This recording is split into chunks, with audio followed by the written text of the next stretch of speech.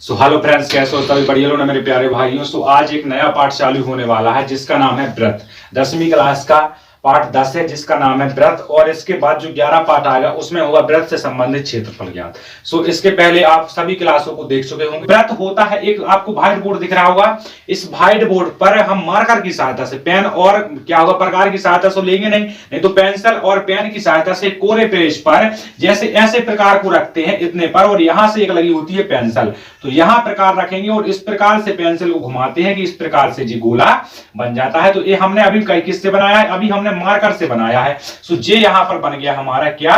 ये बन गया हमारा व्रत। व्रत होता है गोलाकार। व्रत में आयत में और वर्ग में थोड़ी फर्क समझना है आपको। आयत की आमनु सामनु की भुजा समान होती हैं और वर्ग की चारों भुजाएं समान होती हैं, ठीक है ना। आपको इतना बात समझना है कि यहां बात करेंगे हम किसकी? व्रत की। व्रत होता है गोलाकार, एक अंडे की आकृति के समान, क्योंकि अंडा तो सबको समझ में आ जाएगा, अंडा सबको खाता, साधारण सा है। एक अंडे के आकार का होता है जिसको बोला जाता है व्रत। व्रत इसका नाम होता है व्रत, इसको नाम दे दिया हमने व्रत, ठीक है ना। व्रत का केंद्र होता है ओ, केंद्र होता है व्रत का ओ, इसको नाम देंगे ओ।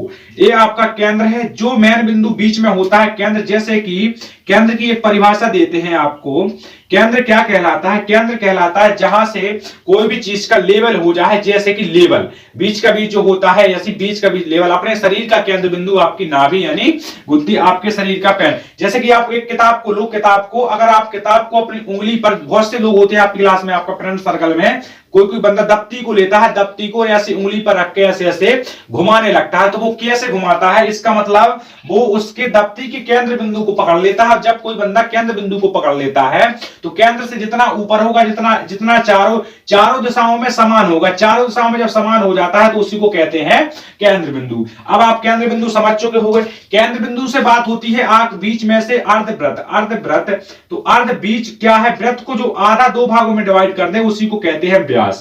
व्रत को जो दो भागों में डिवाइड कर दे उसको कहते हैं व्यास। व्यास व्रत को कैसे करता है? जे आपका व्रत बना था, इसको हमने दो भागों में डिवाइड कर दिया, ये आपका बन गया, यहां पर क्या बन गया? जे अर्धव्रत बन गया। क्या बन गया? जे अर्धव्रत। इसको लिखेंगे अर्धव्रत। लेकिन अर्धव्रत के साथ साथ ये कहां से हुआ? क्योंकि अपन ने देखा कि व्यास डाल दिया बीच में से, जे डला है व्यास। व्रत में जो बीच में से डलता है उसको बोलते हैं व्यास। क्या बोलते हैं? व्यास, उसको बोला जाता है व्यास। जे बना है अर्धव्रत और जे बना है व्यास। व्यास का आधा क्या होता है? व्यास का आधा होता है त्रिज्या, यानी यहां से यहां तक की जो लंबाई होगी, कहां? यहां से यहां तक की लंबाई, इसको बोला जाता है त्रिज्या। व्रत की आधी, व्यास की आधी होती है त्रिज्या। इन सवालों में सिर्फ इस पार्ट में इतना ध्यान रखना है, स्पर्श रेखा, स्पर्श के बाद प्रतिच्छेदी रेखा है, ये सब इतना बन जाता है तो पाठ आपका समाप्त हो जाता है 2 से 3 क्लासों में, ठीक है। समझ चुके कि त्रिज्या क्या होती है। इसके बाद बात आती है इसी में व्रत में, कि व्रत में आप और भी देखते हो बहुत सी चीजें। ये फिर से हमने व्रत बनाया, इस व्रत में ये आपका हमने पूरा चित्र बना दिया। यहाँ पर ये आपका यहाँ पर चित्र बन गया, ये हो गया हमारा ओ केंद्र, और ये इसका व्यास है। क्या है? जे इसका व्यास है ए से बी तक। व्यास का आधा होता है त्रिज्या, तो त्रिज्या यहां से यहां तक की आपकी त्रिज्या हो गई। और इसी सवाल में एक बात को और ध्यान देना है कि इसी सवाल में जे कहलाती है जीवा। जीवा, जीवा एक बिंदु से दूसरी बिंदु तक जाती है, इसी को बोलते हैं जीवा। तो जे आपकी हो जाती है जीवा। क्या है? जीवा। तो यहां से व्रत में जितनी भी कंडीशन बनती हैं वो हमने सब आपको समझा दी हैं। इसके बाद बढ़ते हैं जो पार्ट में दिया गया है उसके बाद में। आपको एक व्यास, एक व्रत देखना है। जैसे कि आपने इस व्रत को देखा, यहाँ हम अर्धव्रत को साफ कर देते हैं, अर्धव्रत को, क्योंकि अब अपन को जो समझना है, जो आपको इस पार्ट में समझने की जरूरत होती है, ठीक है ना। जे आपका बन गया एक व्रत जिसका ओ केंद्र है। यहाँ से हमने स्पर्श रेखाएं डाल दी, 2 स्पर्श रेखा डाल देते हैं। यहाँ से 2 स्पर्श रेखाएं, यहाँ से 2 स्पर्श रेखाएं आपकी डल चुकी हैं। दोनों स्पर्श रेखाएं क्यों कहलाती हैं? क्योंकि ये व्रत को सिर्फ छूती भर है, व्रत को छूती है। ए स्पर्श रेखा और बी स्पर्श रेखा, सी और डी दोनों स्पर्श रेखा। व्रत को जब कोई छुए, थोड़ा एक जगह पर टच करे, उसी को स्पर्श कहते हैं। जैसे कि आप यहां खड़े हो, किसी को ऐसे थोड़ा सा टच करते हो, थोड़ा सा, जब किसी को थोड़ा सा टच करते हो तो उसे बोलते हैं कि इनने इसको स्पर्श कर दिया, ठीक है ना। तो स्पर्श रेखा आपको समझ में आ चुकी होगी। व्रत में 3 रेखा बनती है, एक स्पर्श बनती है, एक प्रतिच्छेदी रेखा बनती है, और एक आपको समझ में आ चुकी होगी जो आपकी क्या है? जीवा है। यहां से आप एक चीज समझ चुके हो, ये क्या है। इसके बाद एक स्पर्श रेखा को यहां से हम साफ करते हैं, ठीक है ना। एक स्पर्श रेखा को साफ किया और जीवा को डाल दिया, यहां से जीवा को डाल देते हैं जे। तो जे मेरे भाई जैसे पी क्यू है यहां पर, ठीक है ना। तो यहां पी क्यू क्या होगी? एक प्रतिच्छेद रेखा, प्रतिच्छेदी रेखा। तो लिखो, इसको बोलते हैं प्रतिच्छेदी रेखा। तो यहां इसको बोलते हैं प्रतिच्छेदी रेखा और इसको बोलते हैं स्पर्श रेखा। इसको बोला जाता है स्पर्श रेखा। और इस पाठ में दो ही चीजों को समझना है, स्पर्श रेखा और प्रतिच्छेदी रेखा है। बस पाठ हो जाएगा आपका समाप्त, इतना हमने बता दिया। वृत्त के बाद आपको देखना है सही विकल्प है। पहले आपको सबसे पहले सही विकल्प मिलेंगे प्रश्नबली, किसमें? प्रश्नबली 10.1 में। प्रश्नबली 10.1 का एक पहला विकल्प बनता है आपका, जो पहला सबसे पहला विकल्प होता है, आपको मैंने स्क्रीन पर दिख रहा होगा, सभी विकल्प एक पेज में आपके आगे होंगे। रिक्त स्थान, सबसे पहले देखना रिक्त स्थान। इसके पहले दिया गया एक वृत्त की कितनी स्पर्श रेखाएं होती हैं? एक वृत्त की कितनी स्पर्श रेखाएं होती हैं? अनेक स्पर्श रेखाएं होती है। एक वृत्त में अनेक स्पर्श रेखाएं होती हैं। ये आपको समझाने की हमने पहले कोशिश की है ना।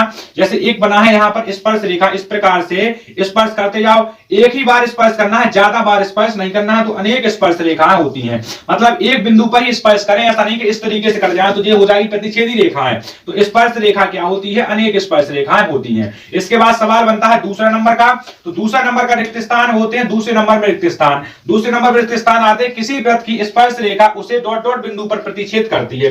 किस बिंदु पर प्रतिच्छेद करती है? उसकी स्पर्श रेखाएं एक बिंदु पर प्रतिच्छेद करती है। किस पर? एक बिंदु पर प्रतिच्छेद करती है। ये आपका बना है वृत्त, ठीक है, ये आपका स्पर्श रेखा बन गई। और किसी वृत्त की स्पर्श रेखा उसे एक बिंदु पर प्रतिच्छेद करती है। यहां पर, यहां स्पर्श रेखा है, ये एक स्पर्श रेखा डली है, ठीक है ना, वृत्त पर। यह कहां पर प्रतिच्छेद करती है? ये आपका यहां से व्यास डला है, क्या डला है? व्यास डला है वृत्त का। और जी यहां पर देखो प्रतिच्छेद कर रहा है, नहीं कर रहा है? कर रहा है ना, तो एक बिंदु पर प्रतिच्छेद करेगी। सबसे दूसरा नंबर का आता है, दूसरा नंबर का है वृत्त को दो बिंदुओं पर प्रतिच्छेद करने वाली रेखा को क्या बोलते हैं? वृत्त के दो बिंदुओं पर प्रतिच्छेद करती है जो रेखा, उसको बोला जाता है जीवा। वृत्त को जो दो बिंदु पर प्रतिच्छेद करती है उसको जीवा बोला जाता है। जैसे एक वृत्त बन गया और यहां से देखो जी आपकी सबरी जीवाएं डल जाती हैं, खड़ी तिरछी आड़ी जैसी डालना चाहो तो ये क्या हो गई? जीवा हो जाती है। क्या है इसका आंसर? जीवा। क्वेश्चन नंबर तीसरा देखिएगा, एक वृत्त की डॉट डॉट समांतर स्पर्श रेखाएं हो सकती हैं। एक वृत्त की कितनी स्पर्श रेखाएं हो सकती हैं? एक वृत्त में दो स्पर्श रेखाएं हो सकती है, टोटल दो स्पर्श रेखाएं। ये डल गई दो स्पर्श, अब यहां से डालोगे प्रतिच्छेद हो जाएंगे ना चारों तरफ से, तो इसमें टोटल दो स्पर्श रेखाएं डल सकती हैं। चाहे ऐसे में डाल दो तो खड़े में नहीं डलेंगी, चाहे खड़े में डाल दो तो तिरछे में आड़े में नहीं डलेंगी, इसलिए वृत्त की दो स्पर्श रेखाएं होती है। सबका कारण सहित हम उत्तर देते जा रहे हैं आपको, तो आपको पसंद आ रहे होंगे। तो वृत्त तथा उसकी स्पर्श रेखा के उभयनिष्ठ बिंदु को स्पर्श बिंदु बोला जाता है। उभयनिष्ठ बिंदु कहलाता है, उभय का मतलब होता है जो सब में मिल जाए। जैसे स्पर्श बिंदु यहाँ पर 6-7 रेखाएं खिंच जाए और सबका एक ही बिंदु रहे तो उसको बोलते हैं स्पर्श बिंदु। क्या बोला जाता है? उसको स्पर्श बिंदु बोला जाता है। स्पर्श बिंदु, तो इसका आंसर होगा स्पर्श बिंदु। यहाँ से आपके कितने क्वेश्चन हो गए सॉल्व? यहाँ से आपके हमने रिक्त स्थानों को कवर करने की कोशिश की है, तो इसको साफ करते हैं। अब इसके बाद देखते हैं आप क्या प्रश्न नंबर 1 7.1 को इसी क्लास में हम खत्म करेंगे, 7.2 को अगली क्लास में कवर करते हैं। सो यहाँ से आप देख पा रहे हो कि 7.1 का क्वेश्चन नंबर आता है दूसरा। क्वेश्चन नंबर दूसरे में रिक्त स्थान को सोल्व करना है। 5 सेंटीमीटर त्रिज्या वाले एक वृत्त के बिंदु पर स्पर्श रेखा 5 सेंटीमीटर त्रिज्या वाले एक वृत्त के बिंदु पर स्पर्श रेखा PQ से O से,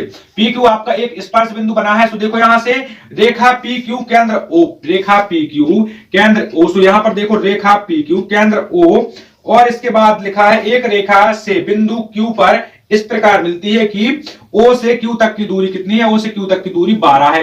तो यहां बनेगी स्पर्श रेखा, तो स्पर्श रेखा और यहां से आपकी त्रिज्या हो जाएगी। तो इस सवाल में आपको त्रिज्या की दूरी करना है ज्ञात, तो यहां पर P, ठीक है ना। और आपको PQ की दूरी ज्ञात करना है, तो यहां लगा देते हैं क्वेश्चन मार्क का चिन्ह। इस सवाल में आपको त्रिज्या दी गई है 5 सेंटीमीटर। तो इस सवाल में कंडीशन आपको क्या दी गई है? सब कुछ मिल चुका है। पाइथागोरस प्रमेय सबसे बनती है, तो कर्ण का वर्ग अन्य दो भुजाओं के वर्गों के योग के बराबर होता है। कर्ण का वर्ग अन्य दो भुजाओं के योग के बराबर होता है। लेकिन इसमें हमने कर्ण को ज्ञात करना है। जब कभी भी कर्ण को ज्ञात किया जाता है तो कर्ण को एक साइड लिख दिया, और इसके बाद लंब का वर्ग माइनस क्या हो जाएगा? माइनस आधार का। क्योंकि आपने एक चीज को देखा है जो आपको मिल रहा है, पाइथागोरस का सूत्र ये होता है कर्ण का वर्ग अन्य दो वर्गों के योग के बराबर होता है। पर यहाँ पर हमें कर्ण ज्ञात करना था। कर्ण लिख लेते 144 माइनस का कितना आ जाएगा? माइनस का 25। तो यहाँ से कितना बचा? 144 माइनस का 25 119 का होल स्क्वायर। तो लगा लो डी नंबर के क्वेश्चन में टिक लगा लीजिएगा। इसके बाद विकल्प नंबर दूसरा देखना है आपको। क्वेश्चन नंबर चौथा लिखा, एक वृत्त खींचिए और दो दी गई रेखाओं के समांतर दो ऐसी रेखाएं हो तथा